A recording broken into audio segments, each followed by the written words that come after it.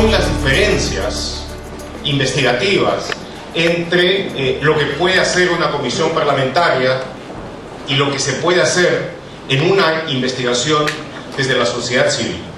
Yo puedo decirles que hay cosas en las que me da envidia las posibilidades investigativas que tiene una comisión congresal, y hay otras cosas desde las que siento algo muy cercano a la compasión por las limitaciones que ellos deben sufrir.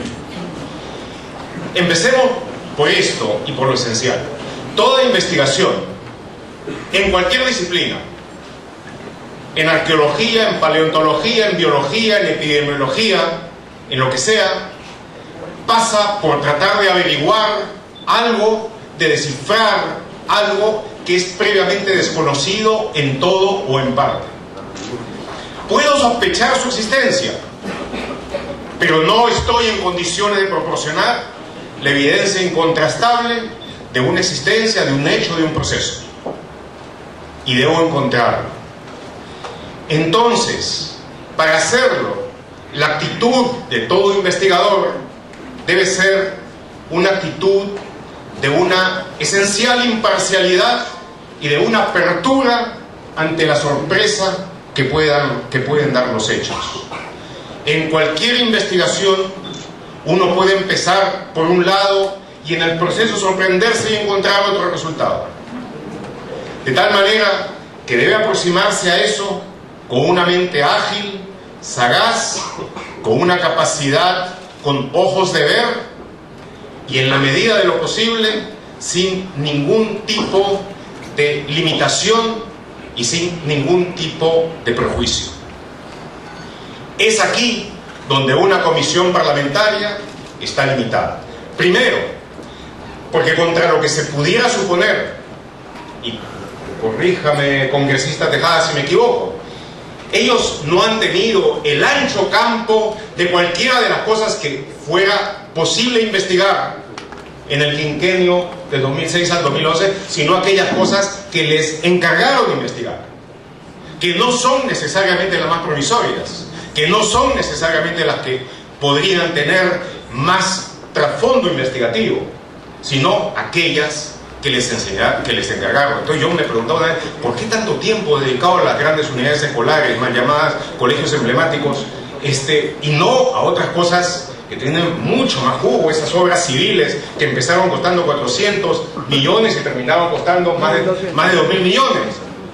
La segunda limitación es la siguiente: como he dicho, todo investigador debe entrar con una esencial imparcialidad ante los hechos, con una mente objetiva, dispuesta a escudriñar metódicamente algo previamente desconocido.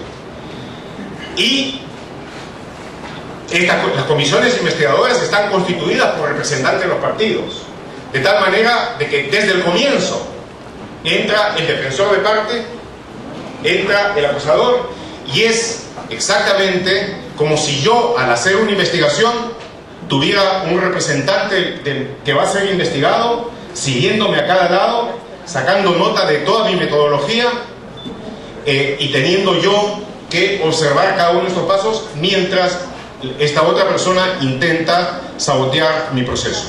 A la vez, por supuesto, mi deber es tratar de llegar al fondo de la cuestión. Ahora, si en ese aspecto uno les puede tener, como digo, algo cercano a la compasión, porque es como boxear con una mano amarrada, del otro lado, la capacidad, las potestades que tiene una comisión investigadora son absolutamente extraordinarias.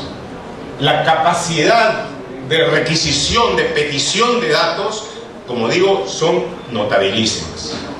De tal manera que cuando una comisión investigadora puede superar los obstáculos que les he indicado y tiene la fortuna de poseer un staff profesional de buenos investigadores que están en capacidad de avanzar y de llegar a resultados concretos, entonces, antes de que les puedan hacer cabe, antes de que les puedan plantear una serie de limitaciones, van a haber logrado avances sumamente importantes, como creo de que en este caso han podido lograrlo.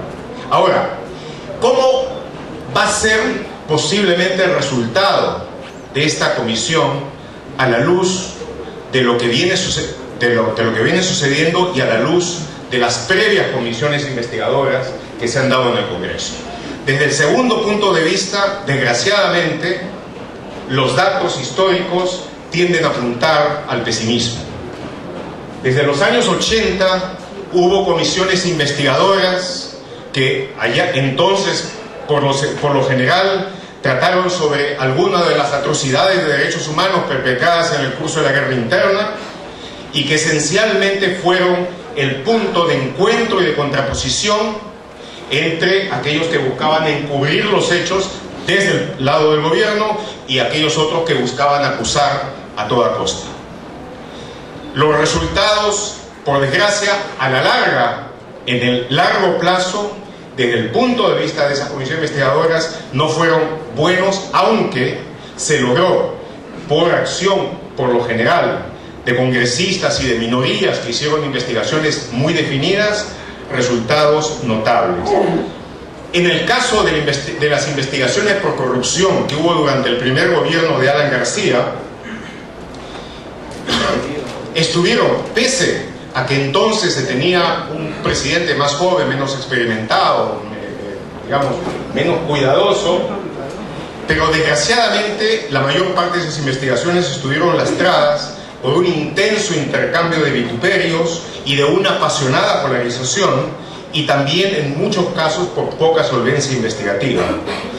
Cuando eso empezó a mejorar y empezaron a salir cosas realmente importantes, se dio el golpe de Estado de abril de 1992 y eso abortó todas las investigaciones porque puso a García como un perseguido político, y a partir de ese momento todos los que estábamos en la oposición democrática dijimos: mientras hay una dictadura, todo eso queda suspendido.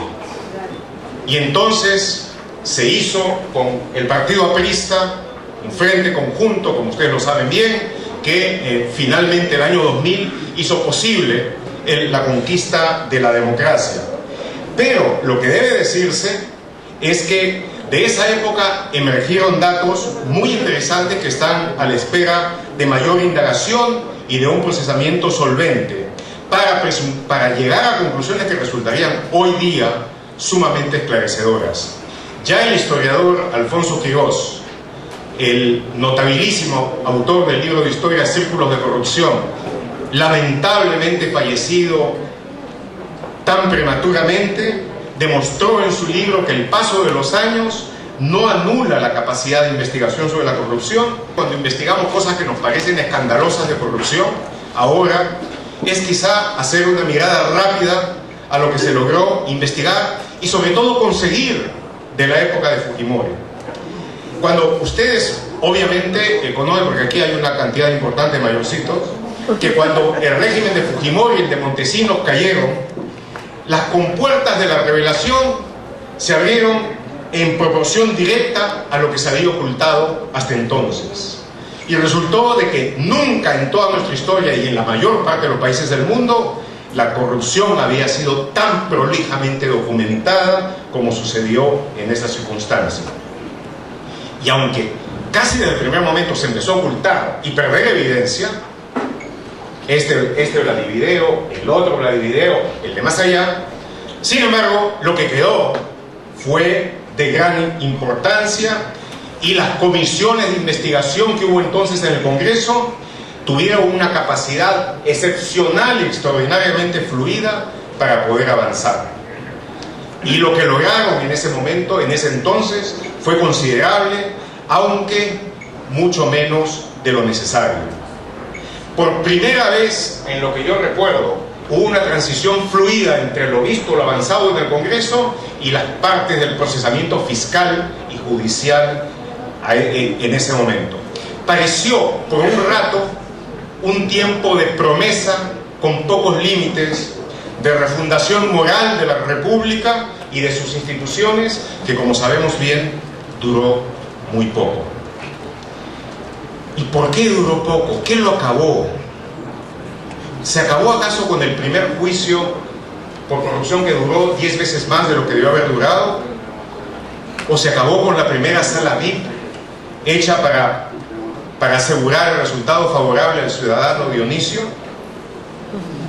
o cuando los sinvergüenzas del Poder Judicial y la Fiscalía lograron retomar el control en casi todos los casos, y me refiero a aquellas organizaciones y grupos que lograron mantener y tradicionalmente han mantenido control de facto sobre partes sustantivas del Poder Judicial y de la Fiscalía.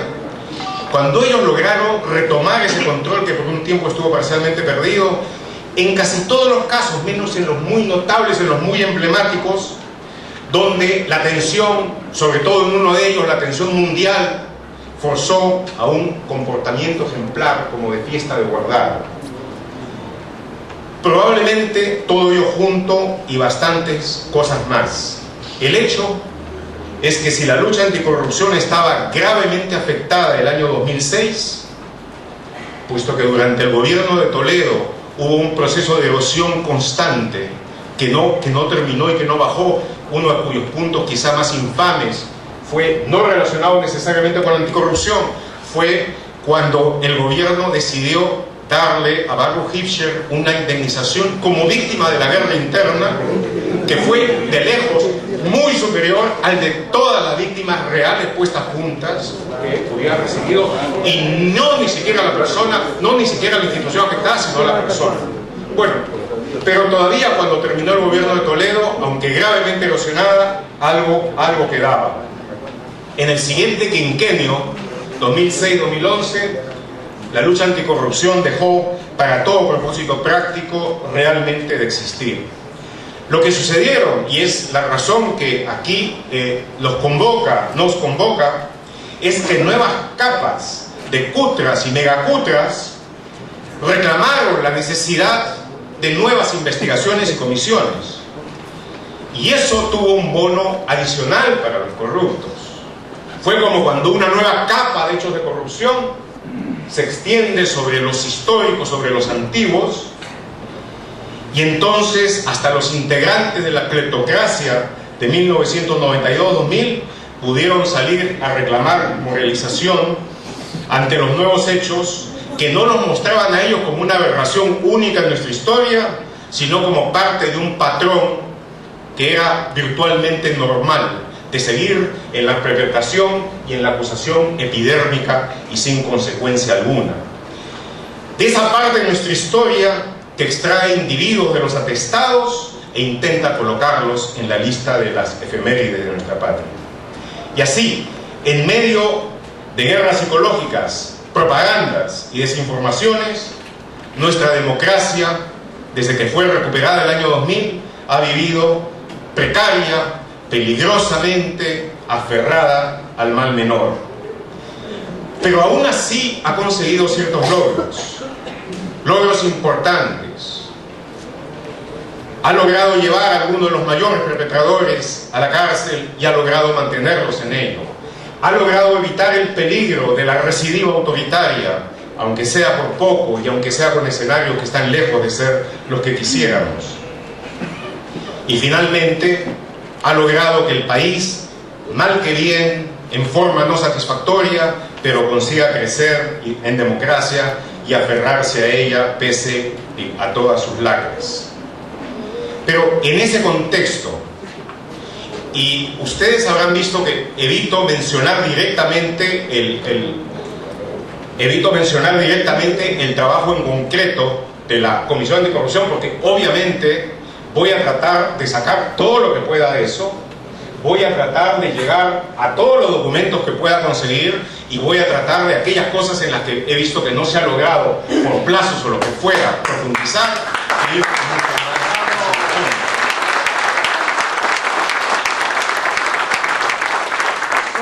Antes de terminar, quiero mencionar algo de lo que creo que Julio Arbizu estuvo desarrollando en determinado momento, que son las nuevas formas en que se dan las cutras.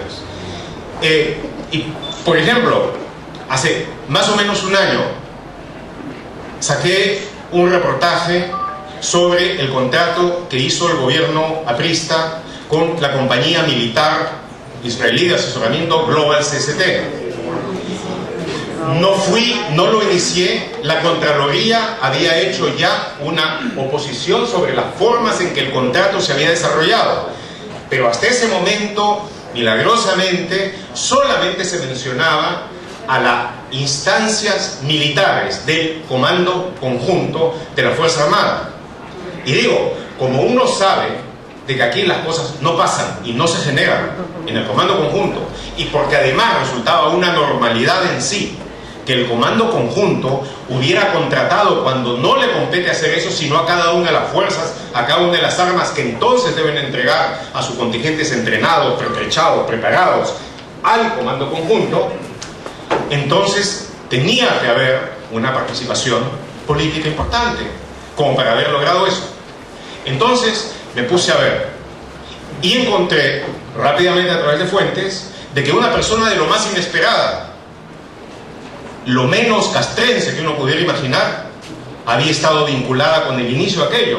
Era Hernán Garrido Leca, que en ese, bueno, ustedes saben la chapa, ¿no? Ya trabaja, en fin, pero entonces, ¿qué estaba haciendo Garrido Leca ahí? Resultó, averigüé de que él había ido primero con el presidente de esta compañía, el general Zil, a ver al comandante general del ejército, y le había ofrecido algo. Lo llamé a Garrido Leca y le pregunté: ¿qué hacías tú allí? ¿Estabas haciendo lobby? ¿Por qué estabas haciendo lobby? Entonces él me dijo: no, solo lo visité una vez y nada más. Bueno, ustedes conocen ese dicho, ¿no? Una vez, filósofo. Pero, más de una vez. Pero entonces seguí investigando y resultó, hablé con el que había sido ministro de Defensa, Antero Flores Arauz, y me contó de que también había llegado así, acompañado por Garrido Leca. Entonces ya no era una vez, y eran más, y que él inmediatamente lo había derivado. Bueno, a partir de ese momento, aunque no era la instancia para nada apropiada hacerlo, ese contrato avanzó a una velocidad, pero de proyectil. Pasó por todo. Hubo incluso un competidor israelí que quiso entrar, y el ministro de Defensa que sucedió a Antero Flores Arauz, Rafael Rey, llegó a escribirle al canciller de Israel para que impida la presencia del otro y garantice entonces el monopolio. Bueno, entonces era obvio, y además el general Zig le había ofrecido al jefe del ejército sus servicios por $3 millones, que no fueron aceptados por Caro, y resultó vendiendo esos servicios básicamente los mismos por $15 millones al Comando Conjunto. Y entonces, obvio de que había habido un sobreprecio. ¿Y cómo se había pagado? Entonces le pregunto a Garrido Leca si había algo más. Me dice que no se recuerda, que no, y que además todo lo ha declarado. Pero luego resultó de que descubro de que había estado, porque había de que había estado como consultor inmediatamente después de traerlos acá al Perú. Esa compañía lo nombró como consultor en la República de Guinea en África. Y así, Yantabaja fue enseñarle las bondades de agua para todos a la dictadura de Guinea. Y entonces, yo le pregunté cómo decir, y me dijo: sí, lo había declarado. Le habían pagado el equivalente a 400.000 soles, había aprovechado además para hacer toda una serie de operaciones especulativas con un argentino, Enrique Segura, que es el que le regaló las cajas de vinos a Alan García, y el que le dio además un regalo de dinero a César Gutiérrez cuando era presidente de Perú. Y entonces estuvo bastante claro el patrón. Uno hace una gestión con toda la capacidad ejecutiva o representando a alguien más a favor de una compañía. Esa compañía pasa por todo como un tren, rompe todos los obstáculos y consigue lo suyo a un precio muy superior a lo que se había pactado. Y luego, ¿cómo paga? Porque ahora ya no se puede, pues, no sé, ahora uno abre su cuenta en las Bahamas o en las Islas Palau y hay una posibilidad de ser descubierto. Pues bueno, lo contratan o para dar una conferencia sobre cómo se escribió el poema La Vaca, o para ir supuestamente a Guinea a enseñarle a la gente cómo poner el agua potable de acuerdo con su notable experiencia propia. Y entonces se le paga 10 veces por encima, o 20 veces o 100 veces por encima de lo que normalmente se paga en esas circunstancias, cosa que es imposible decir porque no hay un mercado que establezca un arancel, sino de que aquí uno lo hace por fama, ¿no es cierto? Entonces, si es Madonna la que da un concierto, obviamente cobra de una manera, y estos cobran como Madonna en términos de conferencias, y entonces uno declara el dinero, paga unos impuestos, y si ha podido declarar 100, puede gastar 10.000, porque con eso ya logró lo que se quería. De tal manera que ese es el nuevo escenario de investigaciones mucho más complejas, donde hay que ir mucho más al fondo, donde es necesario conseguir documentos mucho más precisos, donde hay que tener esa combinación de paciencia e inquietud. Paciencia para lograr la evidencia justa, inquietud para no parar y para poder saltar sobre la oportunidad cuando ella se presente. Y por supuesto la decisión de salir adelante. Ahora, desgraciadamente, aquellas circunstancias que han sido las únicas en las que se ha logrado éxito, que es cuando hay una línea fluida y que no se corta, no se interrumpe entre, por ejemplo, la investigación periodística, la acción fiscal acompañada de la investigación correspondiente para la Oficina Anticorrupción, la acción de los procuradores y finalmente el juzgado anticorrupción, eso, salvo casos excepcionales, está roto. ¿Qué pasó después de lo que les he contado sobre este caso? El fiscal o la fiscalía decidió acusar a los militares. Aquellos que han estado detrás, tranquilos, archivado. Las razones, cuando uno utiliza conceptos que básicamente atacan a patadas, la gramática, el concepto, la lexicología, cualquier cosa, entonces uno puede decir cualquier burrada poniéndola dentro de un marco que suena a técnico jurídico. Entonces, ¿cuál es el mensaje final?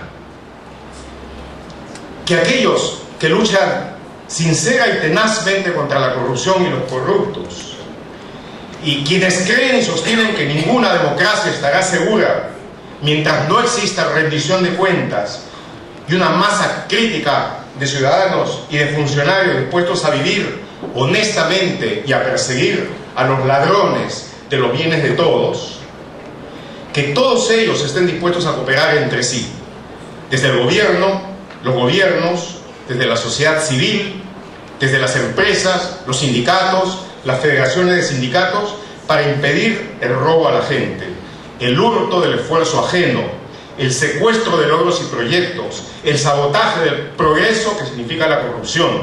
Cuando lo logremos, vamos a saber que la democracia está garantizada y vamos a tener la certeza que nuestra nación crecerá a la grandeza que merece. Gracias.